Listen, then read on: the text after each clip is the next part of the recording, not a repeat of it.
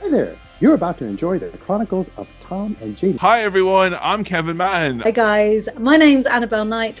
Hello, this is Becky Baldwin. Hello, I'm Chesney. Hey, what's up everyone? This is Braden from Say We Can Fly. Hello everybody and welcome to the 131st edition of the Chronicles of Podcast. And these right here are the Chronicles of Another Now.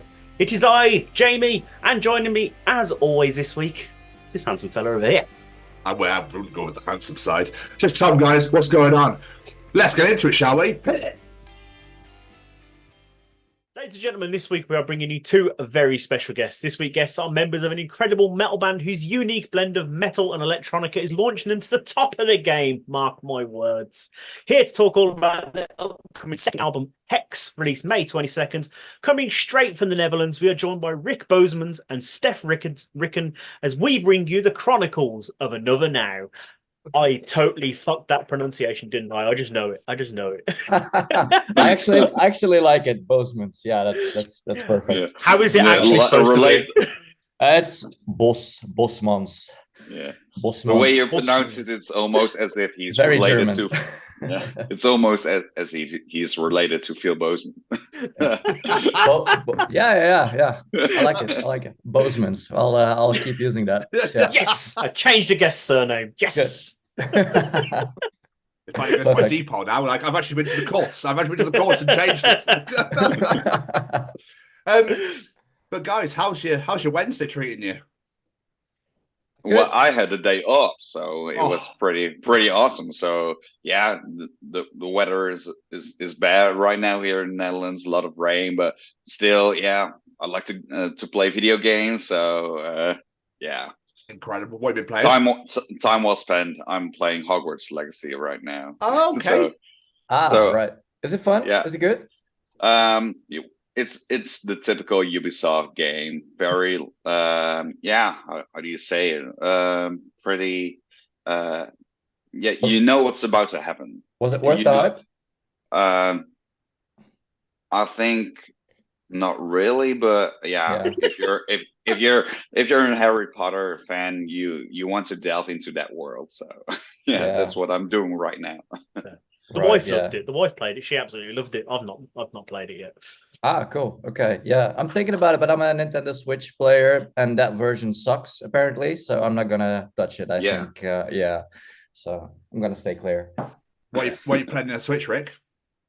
Sorry? What are you playing on the Switch right now? Mario? Right now I'm just into JRPGs. So all those Japanese role-playing games. Nice. Whatever I can get my hands on. I just finished what was it called? Star Ocean 2, and now I'm into Bravely Default and whatever else. And tomorrow I'll borrow you Pokemon Arceus. Yeah, I'm trying to get into Pokemon as well again. So we'll see how that goes. I love it. Absolutely love it. But what have you been doing so today, Rik? Working, I'm assuming.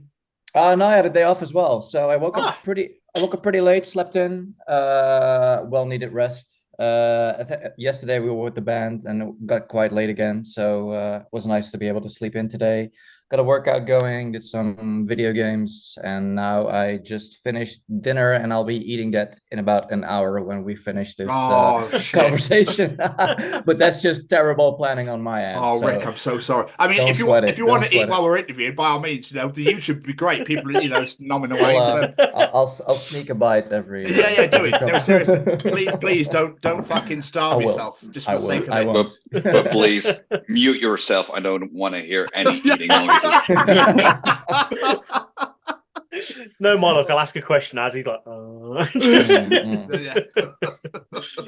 Right, gents, before we talk all things Another Now, I like to take things right back to the start for you guys, back to the days of your youth. What did you want to be when you were growing up, those formative years? We'll start with you, Rik. I wanted to be an astronaut, to be completely honest with you. That's all I ever wanted to be, really. But I think around the age of 12, I found out that's not something I could do.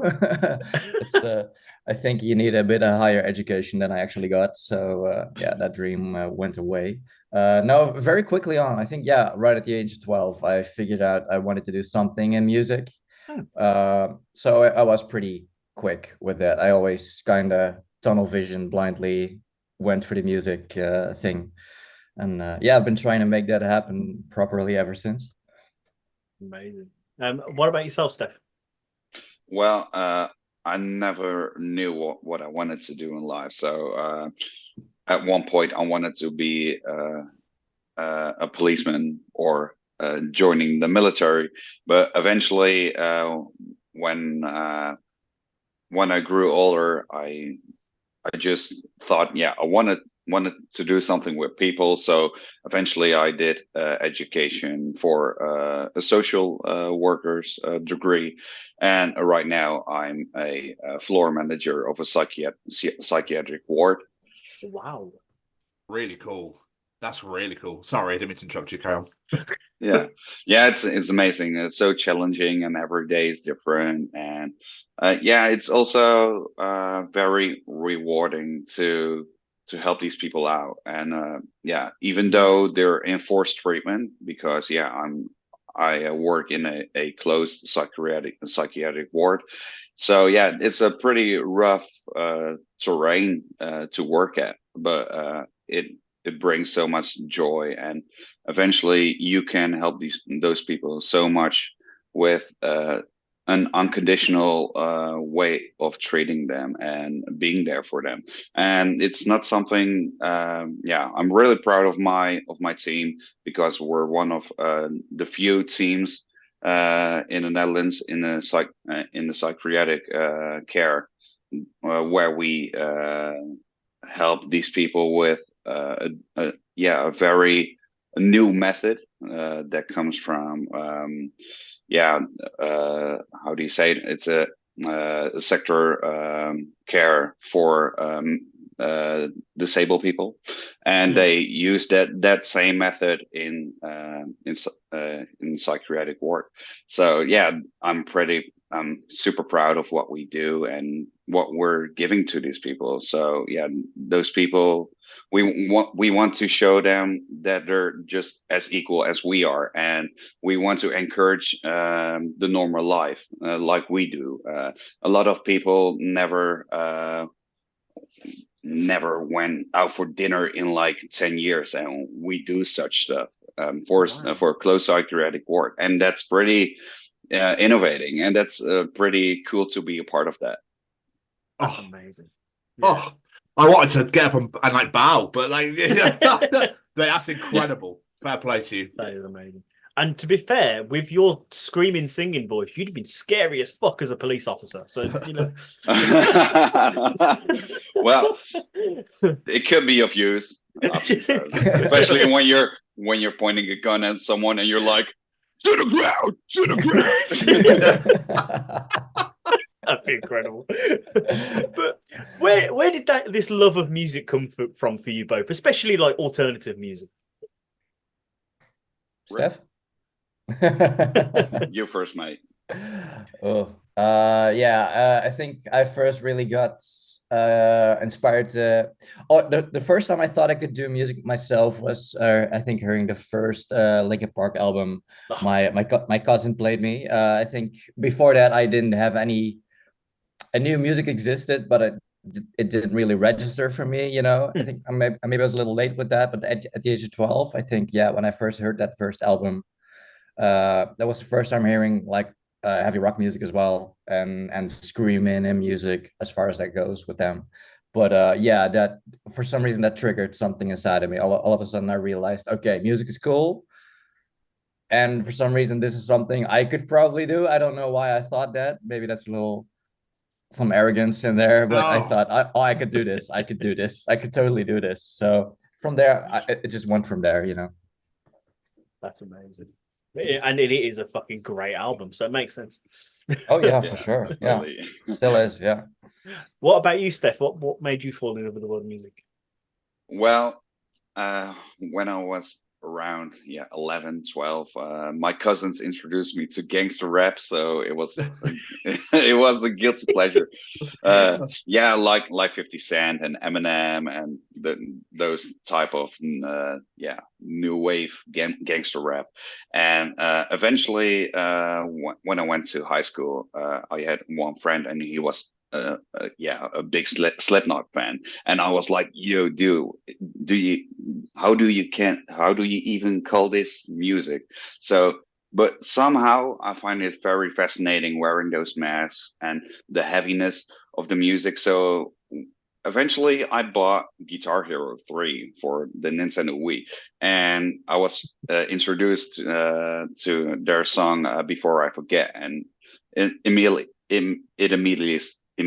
stuck. So from there on, I just went exploring and thinking it couldn't get any heavier. So eventually get to new Suicide Silence, and that was I was immediately sold. And especially as a vocalist, I'm really impressed by the things that Mitch Lucker did at that time, and he was such a role model for me as a vocalist. And I just always said to myself, I wanted to do the same type of screams as he did. And eventually from there on, I kept developing my vocal style. So I had vocal seminars with Aaron Metz from 1056 and Expert Training Artists. And from there on, I just laid my foundation vocal-wise. Absolutely incredible. Is there much of a music scene in the Netherlands growing up? Was there much going on around? Yeah, it's a small scene. It's not really that big of a genre, but there's still bands who are still doing good. Like you have Distant, deathcore band, partially from the Netherlands and Slovakia, but you also have a lot of symphonic bands like Within Temptation. But metalcore, we have had the Charm the Fury, the Royal, and Wasted Bullet, and those were the type of bands that really were the pioneers of metalcore in the Netherlands.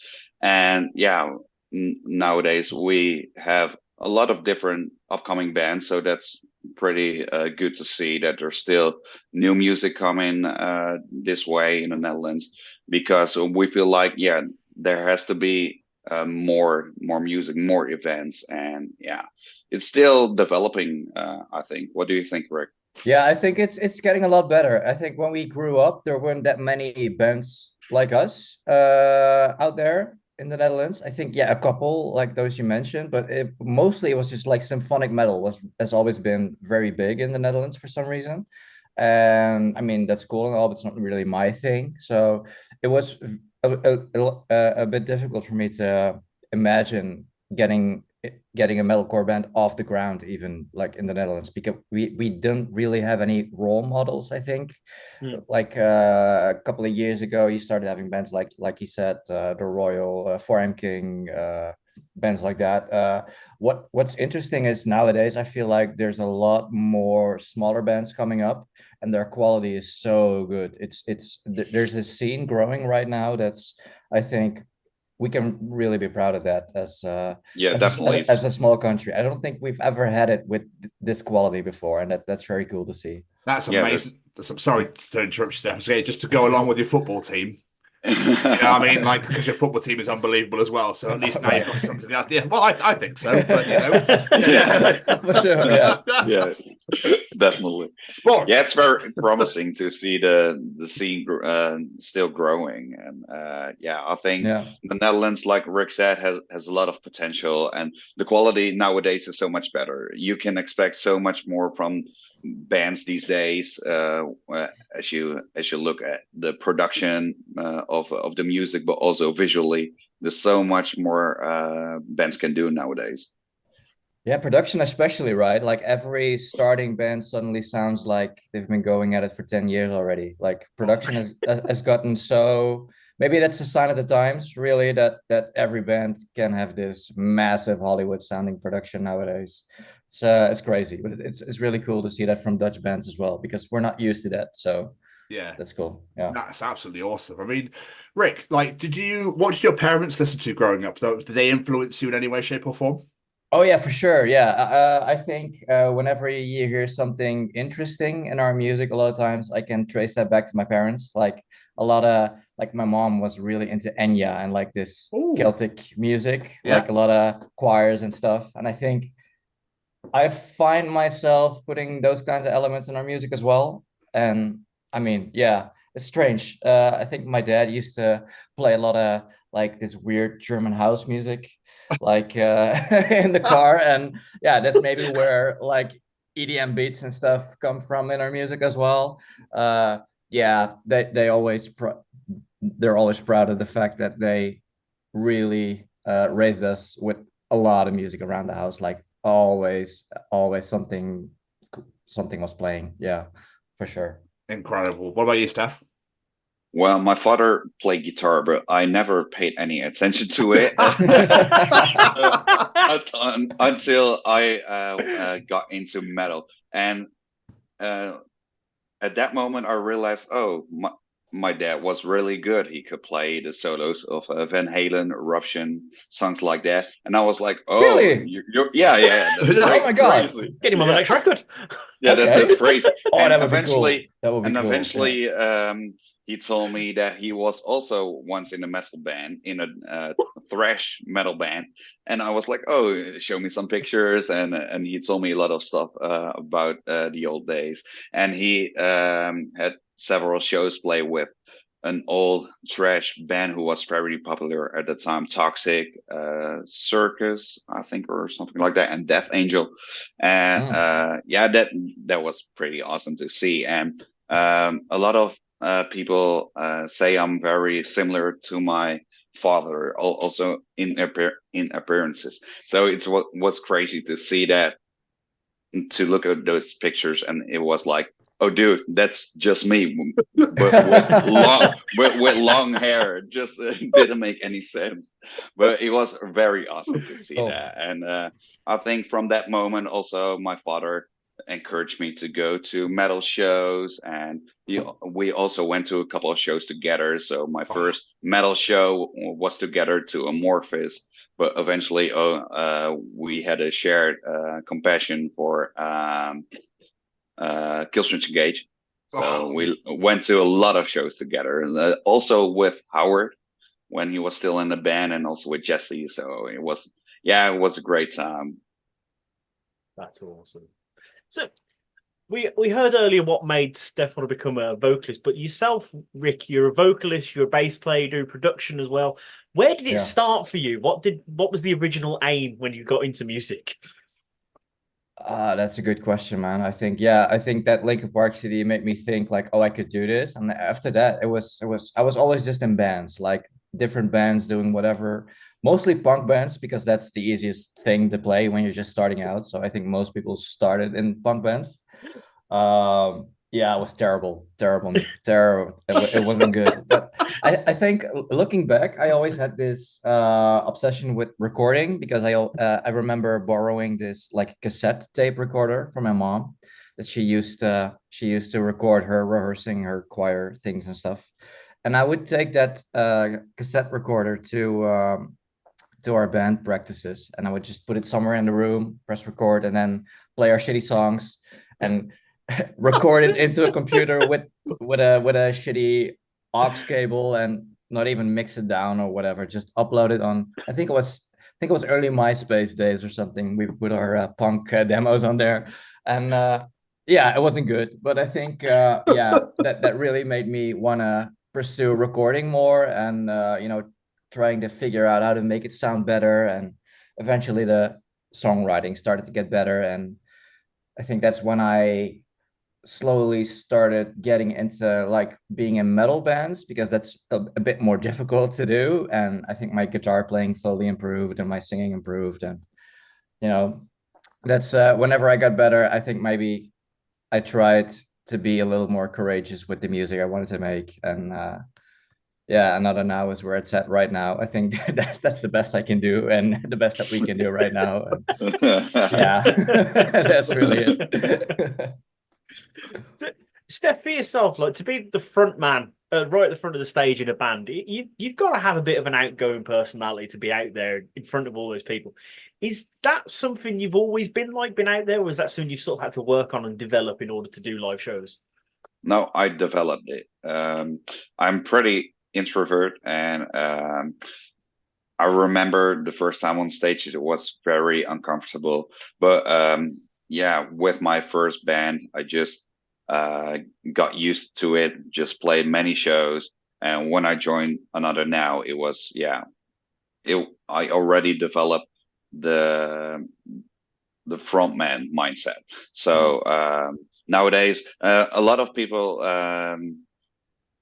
see me as some type of that I have some sort of alter ego when I'm on stage and when I'm off stage. So on stage, I'm that beast, screaming his lungs out, jumping all around, doing crazy shit. And when I'm off stage, I'm just very approachable. I love to talk with people. I sell all the merch. So yeah, that's also two different worlds coming together at one place. And yeah, I love having those both personalities. Yeah, a lot of people keep being surprised by your off-stage personality. Yeah. The merch booth is like, hey, how you doing? And on stage, you're just yelling at people, telling them to get on the fucking floor, jump the fuck, louder. Yeah. Like drill sergeant kind of vibes. And then, yeah, it's always funny to see. Yeah. Yeah. I mean, we should probably talk about the band itself. I like to ask this question because I'm always intrigued as to where the name comes from. So where does Another Now come from, and what did you have before you got to it? Because I always like hearing what names came before. Yeah, I think we stole it from a song title from While She Sleeps. Yeah, While She Sleeps, have this song called In Another Now. And that sounded really cool to us. And we dropped the in part because we couldn't make a cool logo with In Another Now. Okay. So we turned it into Another Now. That was easier for some reason. And we started developing a story around that name, like thinking of like multiple how do you say it, like multiple dimensions kind of thing, like multiple dimensions, and eventually trying to achieve the best possible outcome, just in Another Now, always trying to achieve something better now. And it's a search of the complexities of humankind, and a lot of different aspects that we use in our tracks, like mental health with our previous album, but also trying to encourage people to be in a better now, in Another Now. Where did you guys all meet? Because I know you first released music in 2019, but how long before then did you guys get together? I think that was 20. So we released our first song in like January 2019, and I think we met in 2018. I think that's when we met Stef as well, I think. December 2018. Yeah, I think it was me and Miguel. We found each other on Facebook in one of those musician groups. He was looking for a band or whatever, or trying to form a band, and he was looking for a bass player. That's what it was. And I thought, oh, that's easy enough. Like I could do that, just hang out on stage, play the bass. And that I kind of went overboard with that because I took up singing and production as well very quickly on. And so we were looking for a singer, and I think we found Stef through a YouTube video where he did a Northlane cover. Yeah. And that was so impressive to us. We were like, oh fuck, we need to have this guy. And we had some auditions as well, and I mean, it was cool, but we were always like, yeah, this is not this is not gonna take us where we want to go. So we approached Stef. He came out. He came down, and yeah, it just clicked right away. It was the right person, the right guy at the right time. Yeah. Yeah, it was very awesome joining you guys at that moment, and I was pretty nervous because I had a 2 year break from from music, so I wanted to delve into something new, and I went to you guys, and I remember when I got to the audition, I had to record something for you guys before I even got to the audition, so. I did a cover of August Burns' Red, Backburner. And also I recorded an instrumental song, what you guys wrote. So I immediately recorded everything, sent it to Rik, and he was like, yeah, that's very cool. And I was like, oh yeah, just giving him what he needs, and showing what I've got. And it was super impressive. You're expecting a guy to show up for audition, and he has these recordings ready for a song we were working on. We just sent that to him to be like, okay, this is what we want to do, and he immediately came back with a recorded demo, and he did this August Burns Red cover that we started playing in our first couple live shows, actually, because he did such a good job. We were like, why not? Let's challenge ourselves. And so we were very impressed right away. So it was a no-brainer. It was very funny when I went to the audition. My vocals were so loud compared to all the other things that even the Mikael's mom, because we had our rehearsal space in the basement, and Mikael's mom was came downstairs and just was like, yo, this dude, he's pretty loud. Yeah.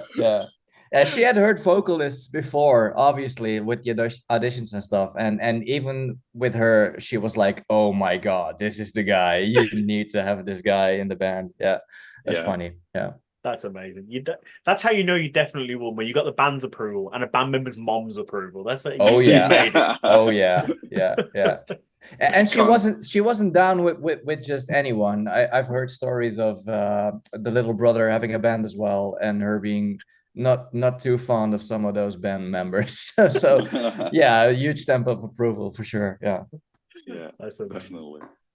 But considering you guys have only been going since 2019, like, you've had an incredible career to this point, supporting likes of Asking Alexandria, Beartooth, Ice Nine Kills, even performing the Metallica pre-show. Like, what was it that got your name out there to get these opportunities, though? Was it a certain song that hit, or was it something else? What was it?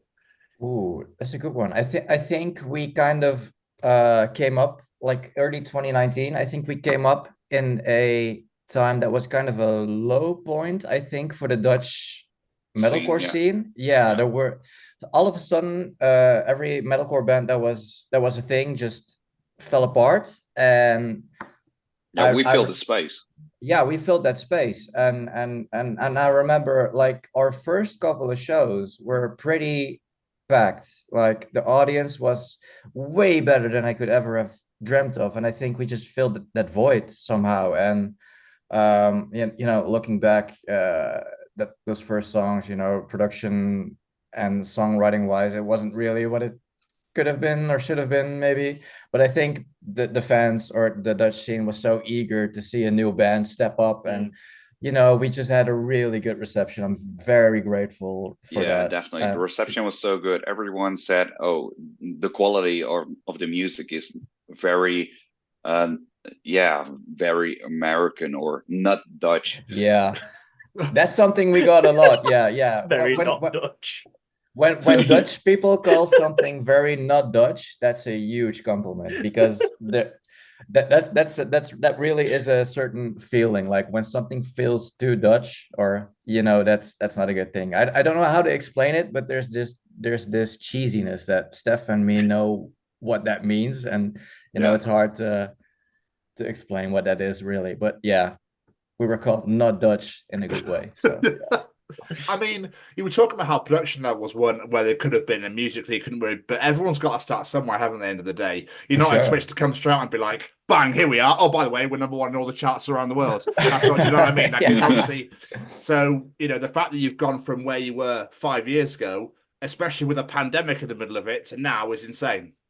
Yeah, for sure. Yeah. I mean, it can always be better. We're very hungry, so to say. Like, That's it's good. never That's a enough. good thing. Yeah, it's never enough for us, really. So I think it's also hard to, every time we achieve something big, very quickly it wears off, and we're like, okay, what's next? We're very proud of what we have done so far, but we just want more and more. Yeah, we're just working to eventually that something's big coming our way, and that's the motivation for us to keep on working, to keep on grinding. And like you said, we played shows with S King Alexandria, Ice Nine Kills, Beartooth. A lot of local bands don't have those type of shows, or never got the opportunity that we got. So we're very aware that it's a pretty very special thing going on with this band. And it's with our first year, Rik, it was very awesome. We played a lot of local shows, and eventually also the big agencies or bookers eventually got to know us. So our current manager, Nancy, she also was at one of our shows in Dynamo, and it was a band battle for Geron Air, and that's a big festival here in the Netherlands, the biggest alternative festival. And we won that contest, so it was pretty awesome to eventually do those stuff. And from there on, it was just a snowball effect. When one thing came, another opportunity came. It was crazy. Amazing. I want to ask about your lyrics, guys. Like, where do they come from? Are they all quite personal lyrics to you? Were they story based? I know you said about the whole band thing being like quite story based, or are they political? Like, where does the inspiration for your lyrics come from? Well, lyrically, we just want to write different kind of stuff. When we did our debut album Omni, it was pretty much a tribute to the work I do as a social worker, and all the things that I see and all the problems I help with. So a lot of different type of topics like autism, psychotic disorders, or bipolar disorders. But eventually, with this new upcoming album, we just also like to do things the other way around. It just don't want to write about the problems of someone else, but we also want to talk about the things about ourselves. And with the new upcoming album Hex, we just got into the studio, and we just like to freestyle. What's the emotion of the moment when we were in studio? And at one time it was more anger, because it was another lockdown, and a lot of opportunities were stolen from us. So we were like, we're angry, so let's delve into the studio and just write a banger of a song. And that's how the single Hex was created. We just put up our light bars, turning them red, a bottle of Jack Daniels alongside. Incredible, doesn't it? But with having two vocalists, do you both write lyrics, or do one of you do the majority of the lyric writing? Mostly me and Rik and Mikkel. When it comes to especially the first album, it was mostly Stef writing all the lyrics, and then like separate from writing the music, actually. So he was just zoning in on like different subjects, like writing complete stories about for instance, autism. Like, what would that feel like to someone? Like, go really deep into that, and then make a song out of that. And I think we found out that I think at the end of that album, we were a little burned out by doing it that way, maybe like writing a lot of lyrics beforehand and going so deep on stories, and especially subjects that maybe are a little far removed from us ourselves. It didn't give us much space to talk about our own feelings and stuff. And when it came to the second album, like it very naturally, it just went into this writing style where we're just freestyling a lot of things, like just like the way we write songs. Like you sit down with a guitar and you just start noodling around, and before you know it, there's a cool riff if you're lucky, and maybe you can find another one and another one. And that's kind of the approach we took with writing lyrics as well, like trying to stay in the moment, like, okay, this riff is cool, let's come up with a cool drum beat. Now let's see what comes to mind when I pick up the microphone and start yelling and screaming or rapping even. And that's where a lot of the lyrics came from, or the vocal performances overall. So it's also very, very emotional, really. Like there's like Stef said, a lot of anger in there as well, because it was written for the most part during or shortly after that COVID situation, and we've always felt like a lot of opportunities were taken from us. Like we heard from our manager things like, if COVID didn't happen, you would have played this festival. Like it was already booked somehow, or that kind of stuff. And that really, really rubbed us the wrong way a lot of times. And that's where a lot of anger came from, but also sadness. And but it's also happy sometimes. Like there's songs on there that are like pretty euphoric, I think, and that just comes from being with your 4 or 5 best friends in a room with a bottle of Jack Daniels, or just playing games together and having a good time. And then that's also where a lot of the music came from. So that's it, really. It's amazing. Like we've spoken to so many musicians, asked them all about their songwriting process. And I think you might be the first band we've spoken to who are just like, we just sit there and see what happens. Yeah, that's amazing. That is absolutely amazing. I love that.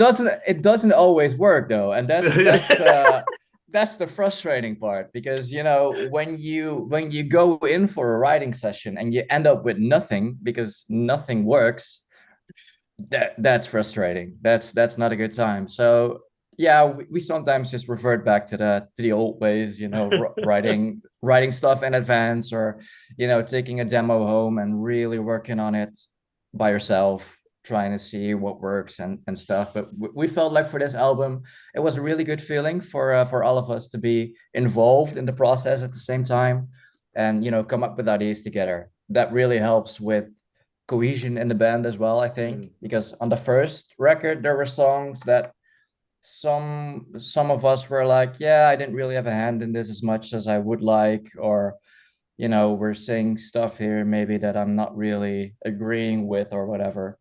I mean, nothing too dramatic, but it was really good on that second record to be like, okay, we all had a hand in all of these songs. We're all so involved in it. And that's this is really what the band sounds like, really.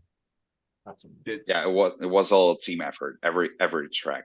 Yeah, like for sure. Rik, like Rik said, sometimes it was pretty hard that just that tracks didn't work out sometimes in the studios, but a lot of times it did, and all those tracks came on the album.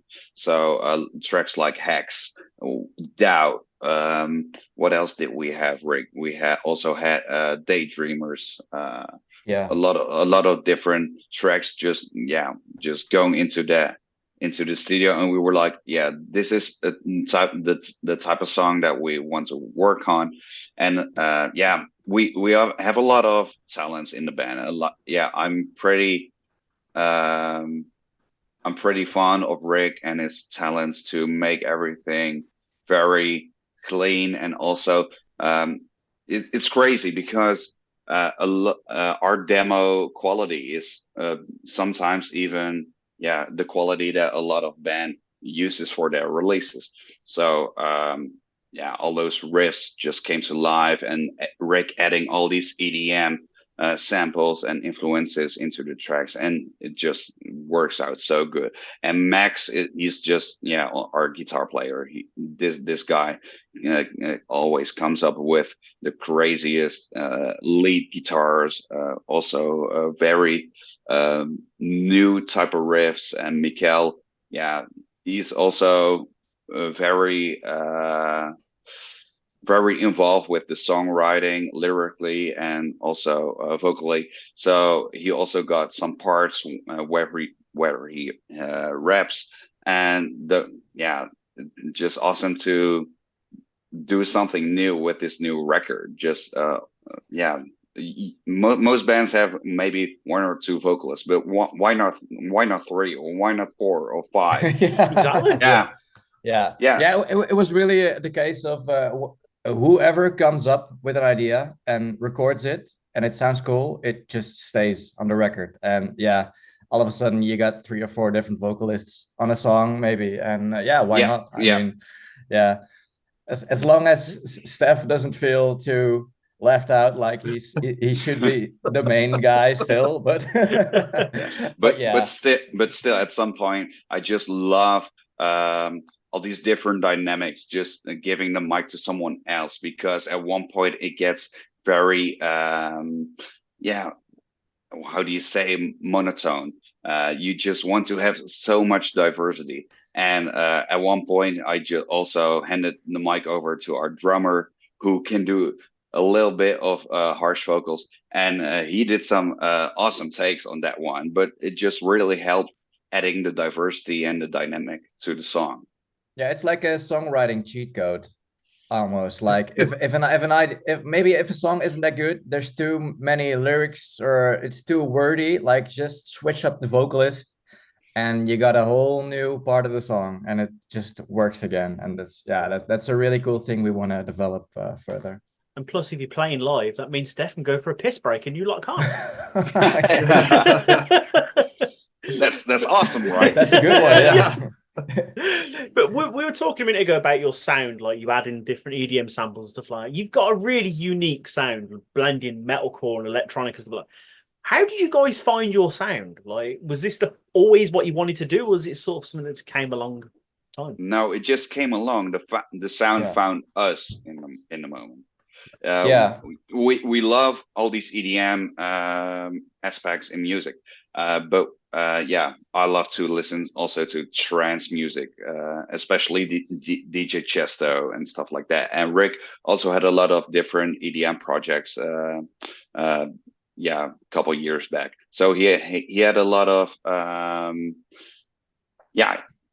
Rik has a lot of different experiences using that and incorporating it into this music in a way that it's not too present. It's just an addition to the music, because a lot of metalcore bands who also use EDM or electronics, it's very dominant in some way, and I love the way that it just supports the music, and it's just a layer and not on top of every other instrumental.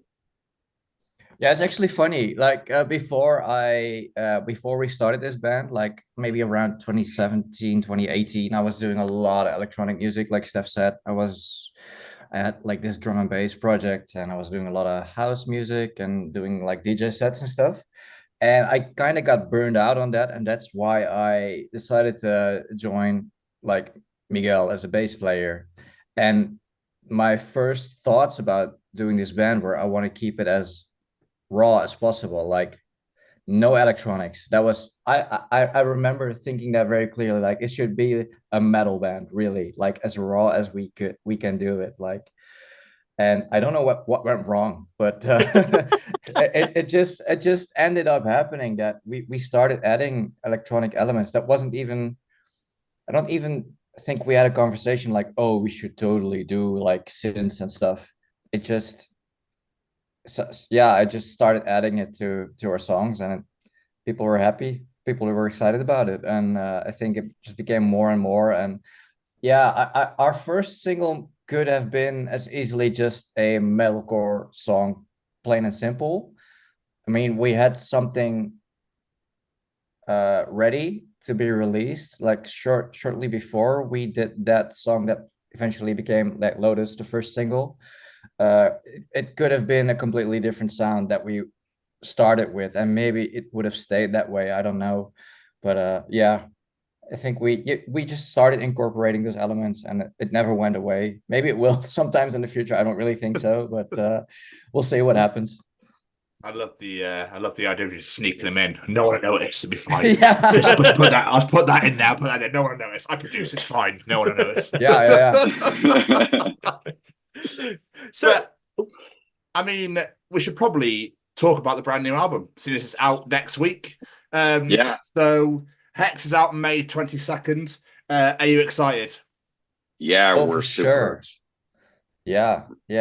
Well, I changed between being excited and being terrified a little because it's such a big project coming up. It's such a lot of time and effort went in there, and there's literal blood, sweat, and tears in there, and it's always a little nerve-wracking, like how are people gonna respond to it? I mean, we've put out a couple singles already for this album, and it's been pretty well received. I think people were excited about it, and but there's some stuff on the album that it's a little how to say, it gets me a little uncomfortable, like how naked it is sometimes, like for me as a singer maybe, or we tried to keep things a little more raw as well, like for this album, because a lot of it was freestyled, and a lot of times, like the first demo that we came up with writing together, that's really what ended up just being the song. Like not too many takes were done, and not too many edits, and not changing things around too much, because the first album was very methodical. Like it was very structured, the way we worked on it and the way we moved parts around, like, oh, this song should be better. Why is it not the way we want it to be? Oh, this part needs to go there. The chorus needs to be 3 times instead of 2 times. Now it works. Okay, like that kind of thought. Yeah. And we tried not to do that for this album, because it was important to us to keep that raw, like 5 guys in a room energy, like that vibe. It tends to get lost a little when you work on a song for too long. And we try to just keep that lightning in a bottle kind of feeling, and I hope that's what people pick up on. And that's an exciting thing. It's definitely a new chapter, and I absolutely love the direction we headed into, because like Rik said, it's so much more raw, it's more authentically us, and in some way it's pretty scary to share that with the world, but in some way, my opinion is that instrumentally but also vocally, everything was pushed to the next level, and I'm super proud of the things that we've done, and I still love to listen to that album from front to back, and the energy, also different type of tracks, one with a blast beat, the one other with more electronic vibes. We also have a very how do you say, a ballad, more emotional track. But that's very awesome to have so much diverse songs, and also the dynamic. Like I said, it's just awesome, and I love to share this with the world. And now we have all the CDs came in last week, and all the merchandise, and you're pretty stoked to share that with the world, selling all those stuff that you're proud of. So I can't wait to play some shows and talk to a lot of people to share my passion of this new album with them. When the CD came in, I think it was a couple of days ago, right, or maybe last week. I remember picking it up and at our drummer's place, and just playing it in my car on the drive home. And that was, I think, the first time where I went like, oh, okay, it's done, it's finished, it clicked. I can rest easy now. It's out there. I can't do anything about it anymore. It's cool. It's very relieving in some way. Yeah. It's a lot of stress because we're a DIY band, so all the business things you have to do yourself. So you have to approach your own PR agencies. You have to approach your CD pressing. You have to approach a presser for the merchandising. So it's working hard, and it's just the way our band works. We do a lot of things ourselves, and we like to keep it that way, and just have total control of everything we do. So all the art we have, if it's from merchandising till cover arts or musically, we did everything ourselves. So that's pretty awesome to see that, and that makes that we're also very how do you say it? That we're very hoe zeg je dat, Rik? Dat je er echt achter staat? It really feels like your own thing and something you can get behind. You stand behind it. Yeah. I mean, it's a lot of pressure to do everything yourself, but we wouldn't want it any other way. I think in the past we've tried to work with other people, and like for instance on things like maybe art, video clips and stuff, but also mixing sometimes as well. Like we've reached out to other people, and we feel like maybe it's arrogance or something, I don't really know, but we feel like we ourselves know best what Another Now should be. Absolutely.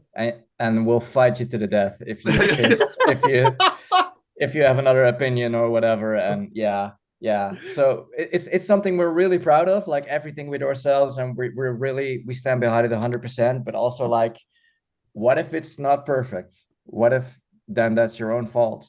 What if you mess up? And that's a very scary thought. Maybe but on the other hand, it also has some business aspects to it, like reducing the cost, because a lot of different things are so expensive if you have to give all those tasks to someone else who's getting paid for it. So also directing our own music videos, we do everything ourselves, and that's so much fun to see the progress we're making with each music video. So a lot of awesome visual effects were added by our guitar player Max, who's also a visual artist. That's pretty awesome to see, because a lot of different bands who are also professional musicians will pay a lot of money for such a music video, and we just shot it for like what was it, 150 quid. Nice. Like in our basement, just rent some lighting that we don't have ourselves, like just put up a green screen, stuff like that, and try to make it look as good as we can, and put a little too many hours in it, and eventually you start to get better at it, and it's something to be extra proud of. It's yet another thing that's very, very our band, it's I guess you could say the new album is Another Now. Yeah, you know what I mean? Yeah, exactly. Just like you said, the vinyl, by the way, is gorgeous. The vinyl pressing is beautiful. I know. I've yet to see it in real life, but I can't wait for that one. Seeing the CD and like the digipack and the booklet, the art booklet and stuff. Oh man, that really makes all the effort worth it so much. And I can't wait to see the vinyl. It's I'm here in my office, so I can't wait. So right here at the wall, I had our previous debut album. Hangs on the wall. But I still have a lot of space to put on the new record here. So can't wait to feel that empty space. We got to make more records, man. Yeah, definitely. There's a lot of room there as well, Rik. So you got a lot of work to do, guys. Yeah. Oh yeah. I'll just throw it right out the window. So with the new album, do you have any particular favorite songs off the album other than the singles that you can't really excited for people to hear? Ooh. Yeah, I think I mean the singles for sure. Those were definitely standout tracks for us ourselves. I'm very curious how people are gonna feel about like the second to last song is like that ballad, like that very slow electronic. It's just me singing there. I kind of don't want people to hear it, but I'm also very curious about about what they're gonna feel about it. Yeah, it's very very exciting. I think that's probably one of my favorite tracks of the album. I just love the emotion into it, and the total vibe is very emotional.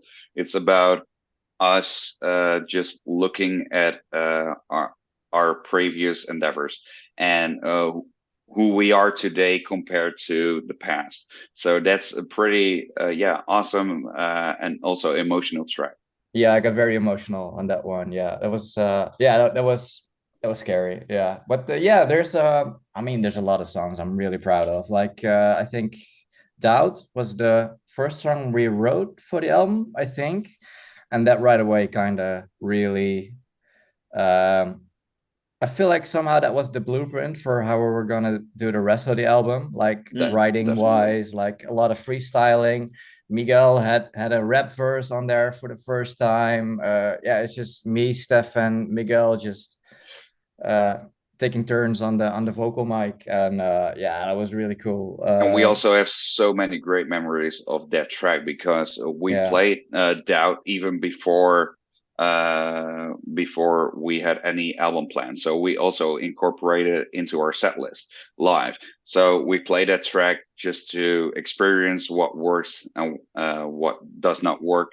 And yeah, it was amazing to see. Oh man, the crowd goes wild when we do just this drop on this breakdown.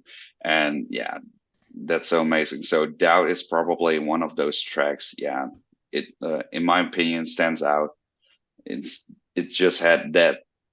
It has that new metal vibe with the rap, but also a clean chorus and also a little bit. Yeah, the screams is so in some way very direct and harsh in some way. It's but also I love Daydreamers. It's the second song of the album, and I think that's one of those tracks where I had so much joy when I recorded that one. I recorded that one with the drummer. He's my recording pal when it comes to my vocals. And we were like, oh, we should do this and we should do that. Oh, we should go. We should do some grunts here and just and we add some dinosaur screeches right here. and do the dinosaur. Do the dinosaur. Should I do it? Maybe the neighbors can hear, but don't. No, but that song for sure. That was, I think, that's maybe the most chaotic and heavy we've ever gone. I think maybe beside Hex, there's a lot of stuff on this new album is the heaviest we've ever gone, or maybe it's the softest we've ever gone, or the weirdest we've ever gone as well. I think it went all directions really. So it's hard to name any song in particular because they're all so close to you. But I can't wait to hear what people. Yeah, and every song has its own style. Like Breathe, it's very electronic, but if you compare to Sorry, Sorry is also a track with some kind of hip hop beat break. That also is very awesome to have that incorporated in your music. Breathe was the one when I was listening to the 4 singles. Like, fuck yeah, that one stood out to me. It's so good. Awesome. Thank you so much. Breathe was one of those songs that made me go, oh shit, we can do this as well. Like, okay. Like, yeah, a lot of moments on this new album are like, oh, we can totally do it. We can totally pull off this style or this technique or whatever. Like, yeah, and Breathe especially was such a cool song to finally got to. I think that was actually one of the few songs that was kind of written in advance. I think Max, our guitar player, did the demo for that, and he played it for us once or twice, and it didn't really register, I think. No, it ended up on the shelf, and at one point I was like, "Yo, we also have this track, so why not explore the possibilities in that one?" So eventually we picked up that song and just added a lot of cool stuff. And Rik also just reshaped the whole EDM vibe, and it's just Breathe. Yeah, I was very excited to get that one to work. It came out of nowhere. I really had no. That's a little weird to say. I had no hopes for that song at all. It was just. Oh wow. It was just kind of a joke, really. Like we went into this studio session to maybe do some writing or record another song, and we just kind of took that demo along for the ride. Just whenever you feel like you don't want to work on this anymore, just work on that demo a bit. Let's see what happens.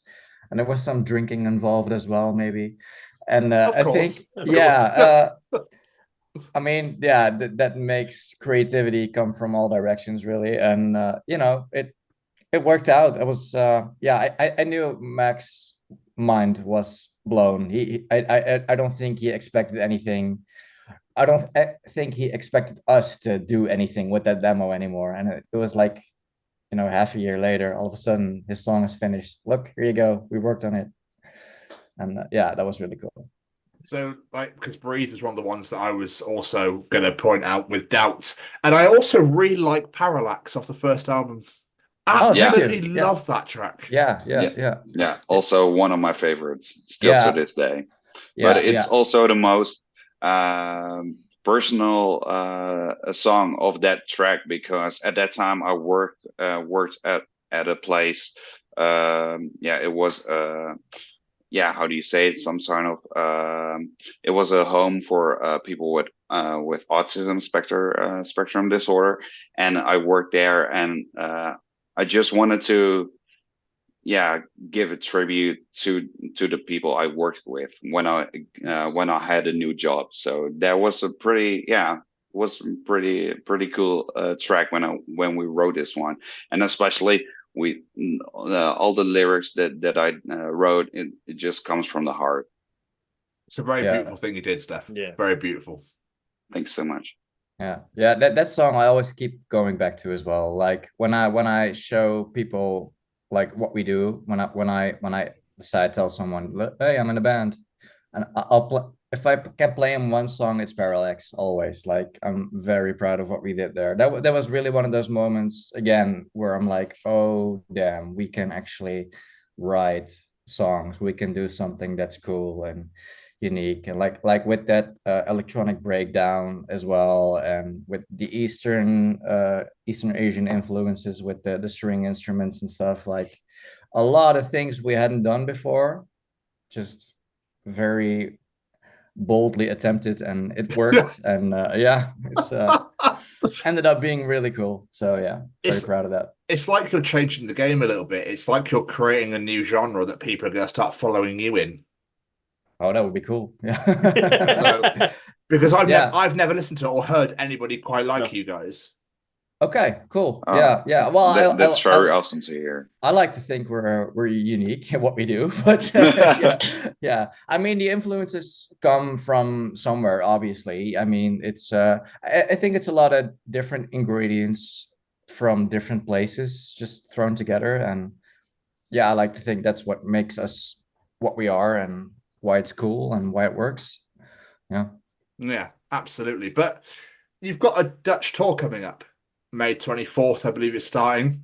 And then there's like dates every week. Then you get to Giro on air at the end on the 29th. Is there a UK tour coming? Can we talk about that or no? we're working on some things. We're trying to get some stuff. I can't really. Okay, that's fine. I can't announce anything. Okay, that's yet. fine. No, In that case, are you looking forward to the Dutch tour? Oh yeah, for sure. Yeah. Definitely. I mean, it's venues we've played before, and they're really cool. And but this time we're doing it with 4 other bands. We're taking along a new band for each show. Oh, nice. Yeah, and like we talked earlier about how the Dutch scene is kind of the best it's ever been, like at this level, I think. And it's like 4 other bands that we're really impressed with. Like we're really happy that the scene is growing, and we just wanted to take them along for the ride, like see if we can develop those friendships more, and let's see where we can take the scene. And that's really cool.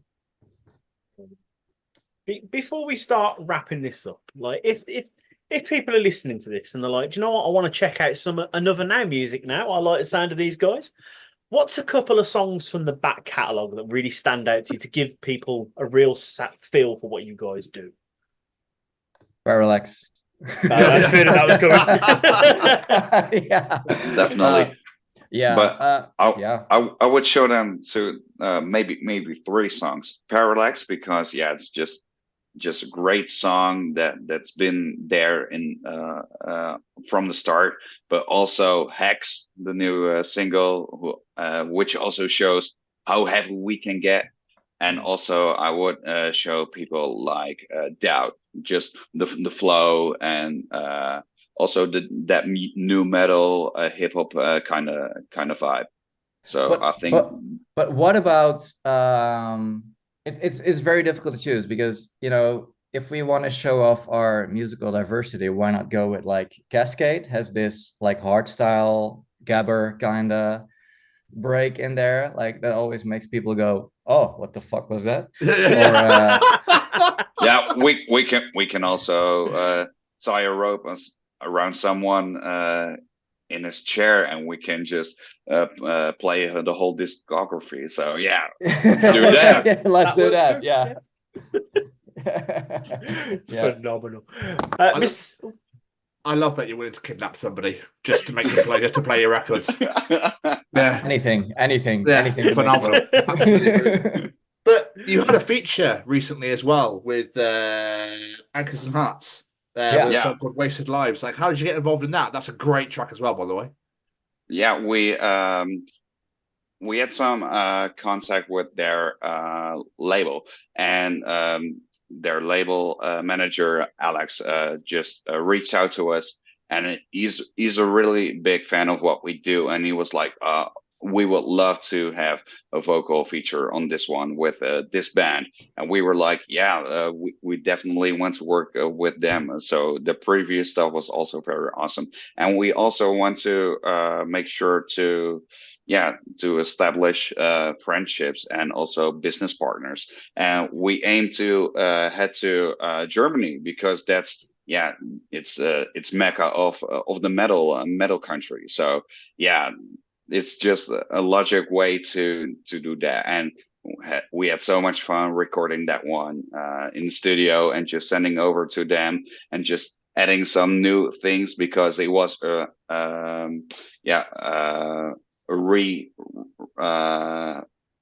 do you say it?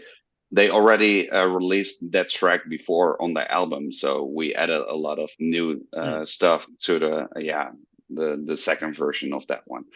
And that's just awesome. And hopefully we can play some shows together with them. I follow them on social media, and they do a lot of cool stuff in Germany, playing a lot of different shows. So eventually, hoping that this could evolve into a cool friendship. Yeah, fingers crossed. That'd be absolutely incredible. Just going back to the album real quick. Did you struggle with the track listing, or which songs went where? Oh yeah. I think in the press release we sent out for the record maybe a couple of weeks ago or something, that track listing is different from what actually ended up on the album. And that's pretty much like we are on Another Now, and eventually we have to adjust this title because there's so much more, this so much better, or Yeah, like even changing up song titles or just swapping out songs altogether. I think that the final track list that we ended up with was like, I think a couple days before we sent off the album for mastering. We figured out what order we wanted what songs to be in. Because I think we did like 30 or 40 songs in total that could have been on the album, and it was hard to pick the right ones. I think we just went with what we thought would work best when we played them live, because that's always a kind of a, like the first album, there's some songs on there that we really love, but when we play them out, like, I don't think, maybe we don't play them well enough, or people just don't get what we're doing. It's you can kind of feel that it's not really hitting the live sound as how to say it, like it has to hit the right spot. Like what we did in the studio is really cool, but if we can't really emulate it live, then what's the point, really? So we wanted to make sure that on this album, it was all tracks we can actually make sound really cool when we play them out, and songs have to be right. If there's an element in there that we're like, nah,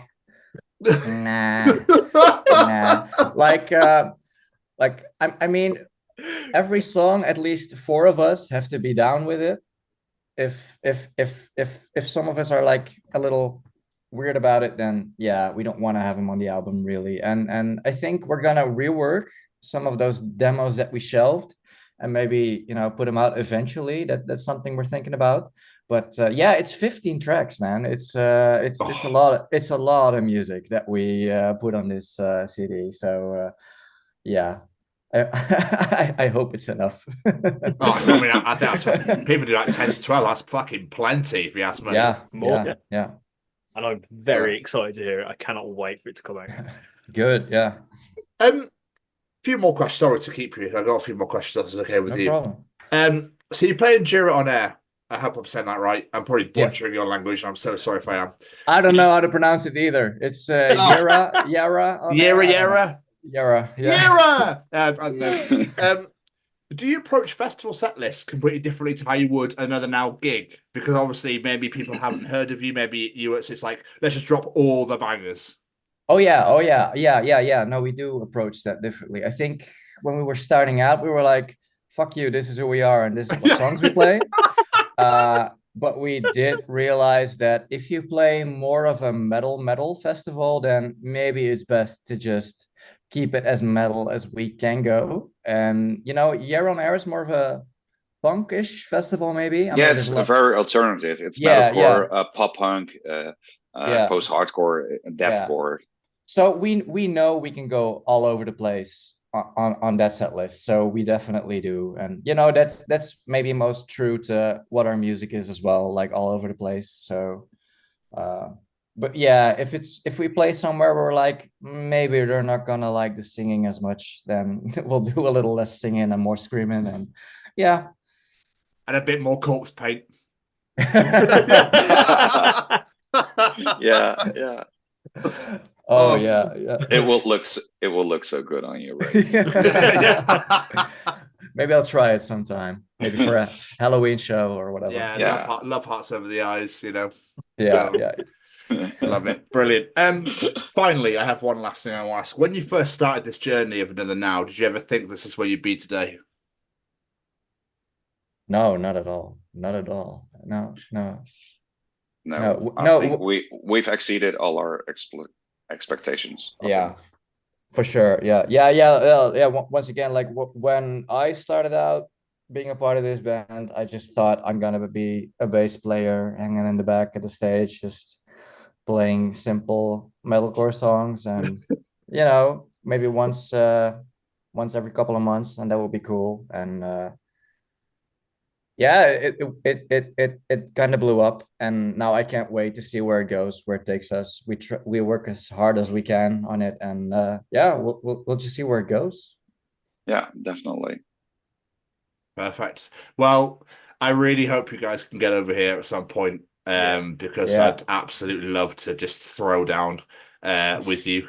gig would be fucking amazing. I wish you all the best with the success with the album out Thank next you. week. Thank I will you. make sure that everybody fucking listens to it. I'll play it. I'll turn it up to 1,000 and open all the windows and make sure that All everybody right. hear that shit. You know what I mean? Good. You will fucking listen to this, everybody. I'm not going to kidnap anyone, Steph. I'm not going to go to your level. No. I'll open the fucking windows instead. But yeah, thank you so much. This has been absolutely amazing to chat to you both. Yeah, thanks for having us. It was very Thank fun. you so much, Tom and Jamie. Thank you so much for having us. Before we let you go, plugs, social medias, websites. Where can people find you out in the world? Steph, go ahead. Yeah, go. Look us out on Facebook, Instagram, TikTok. We got everything. We're on Spotify, where you can find us anywhere. And our new upcoming album, Hex, is out the 22nd of May, and it's gonna be one hell of a banger. Just listen to it. It's just gonna be you're gonna be blown off your socks, just from the start until the end. Yeah, make sure to let us know what you think of it when you listen to it. We're dying to hear your reactions. We can't wait. Head over to our band. We have a lot of different type of merch. You can get your CDs, vinyls. But we also have a lot of awesome merch bundles with T-shirts, with long sleeves, beanies, whatever. Just head over to our web store and just see what you got. And know that everything that's on the website, we did everything ourselves. All the designs were made by yours truly. Oh, there you go. That. Beautiful. I will say that long sleeve. Oh, it's a beauty that shirt is. I was looking at it earlier. It's like, oh, I like it. Cute. Guys, this has been so much fun. Thank you so much. It really means the world. Thank you so much for having us. Thank you so much. Have a lovely evening. Take care, guys. See you later. Hey, same guys. Bye. Bye.